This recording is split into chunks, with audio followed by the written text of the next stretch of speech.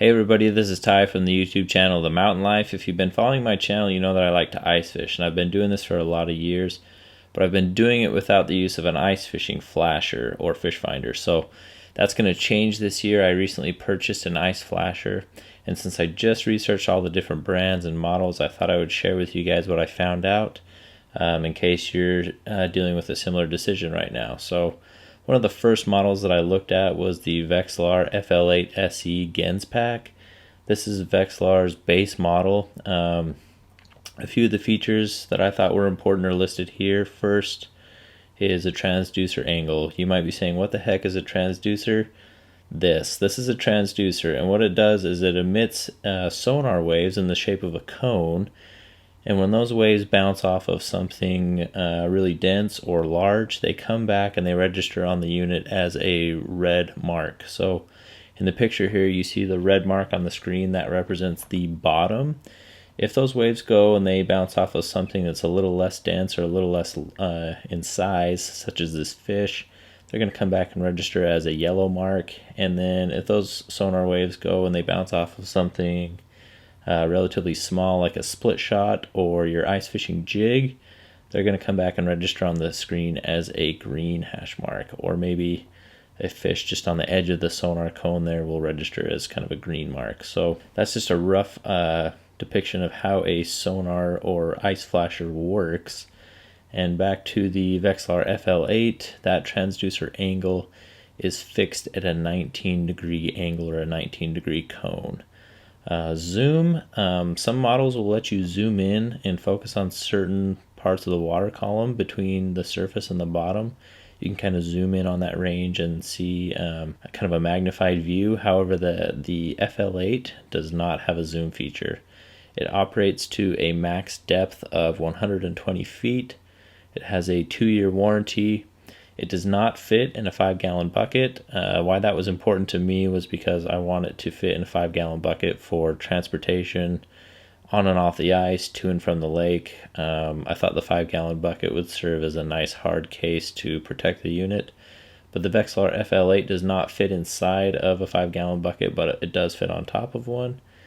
A battery status indicator. These flashers run off of batteries, so it's really useful to understand how much charge your battery has before you go fishing, or even while you're fishing.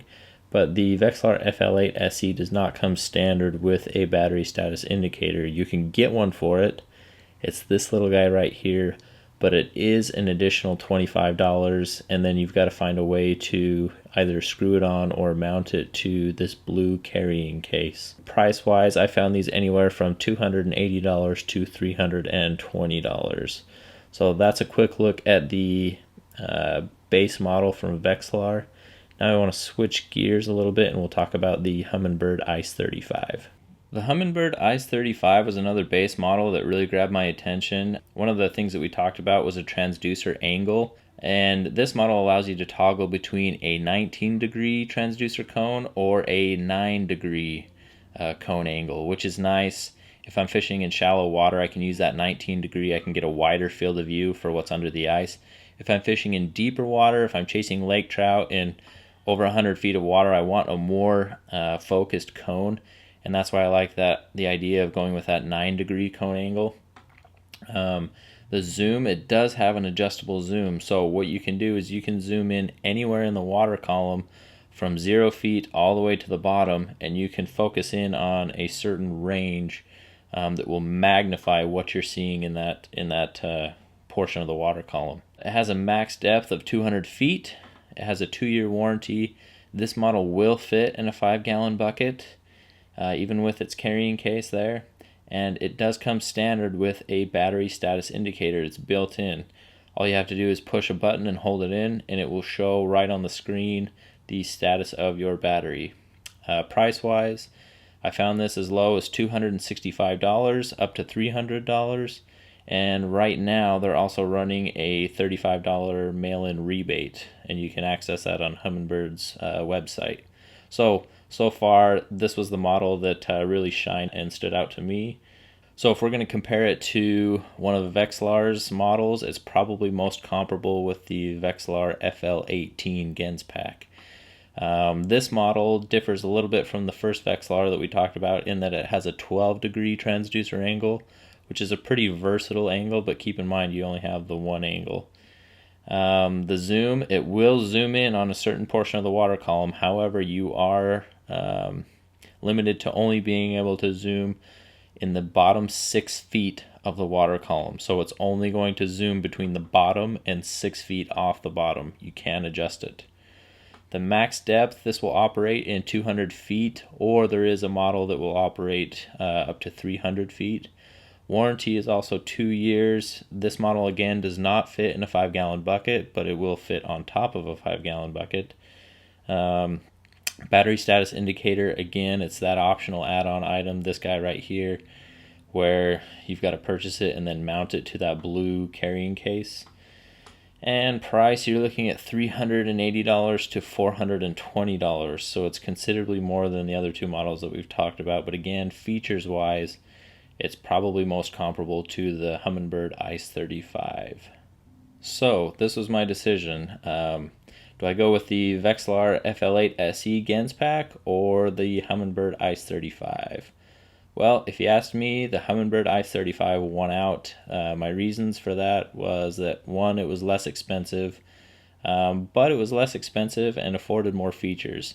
You have that adjustable transducer angle. It does have a zoom.